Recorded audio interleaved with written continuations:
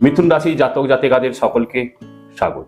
এই বছর শনি, বৃহস্পতি, রাহু, কেতু 4 গ্রহের যে রাশি পরিবর্তন হবে, রাশি পরিবর্তনের ফলে কর্মজীবী ও চাকরিজীবীদের কেমন যাবে, নতুন কর্মলাভের আশায় থাকা জাতক জাতিকাদের জন্য 2025 সাল কি সংকেত বয়ে আনতে চলেছে।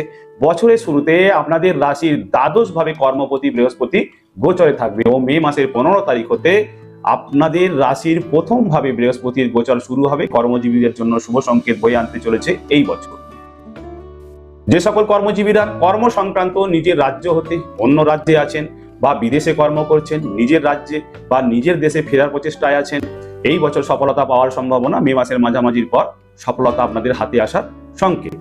মে মাসের মাঝামাঝি পর্যন্ত আপনাদের রাশির দ্বাদশ ভাবে দেবগুরু বৃহস্পতি গোচরে থাকবে। যেসব জাতক জাতিকারা কর্ম লাভের জন্য নিজের রাজ্য হতে অন্য রাজ্যে কর্মপ্রাপ্তির আশায় আছেন, প্রচেষ্টায় আছেন, অপেক্ষায় আছেন, প্রচেষ্টায় আছেন বা নিজের দেশ হতে অন্য দেশে কর্মপ্রাপ্তির অপেক্ষায় আছেন, প্রচেষ্টায় আছেন, সফলতা পাওয়ার সংকেত এই বছর মে মাসের মাঝামাঝি পর্যন্ত, মে মাসের 14 তারিখ পর্যন্ত।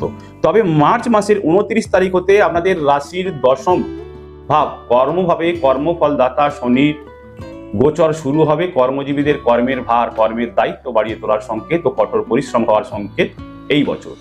মে মাসের 15 তারিখ আপনাদের রাশির চক্রের দশম ভাব কর্মভাবের অধিপতি দেবগুরু বৃহস্পতি আপনাদের রাশির প্রথম ভাবে গোচরে থাকবে। কর্মের প্রতি আপনাদের মনোযোগও আপনাদের বাড়িয়ে তুলবে।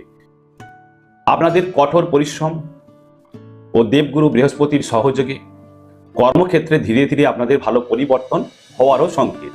দেবগুরু বৃহস্পতি কর্মফলদাতা শনির সহযোগে, ভাগ্যপতি ও কর্মপতির সহযোগে কর্মক্ষেত্রে বড় বড় সাফল্য আপনাদের হাতে আসার সংকেত থাকছে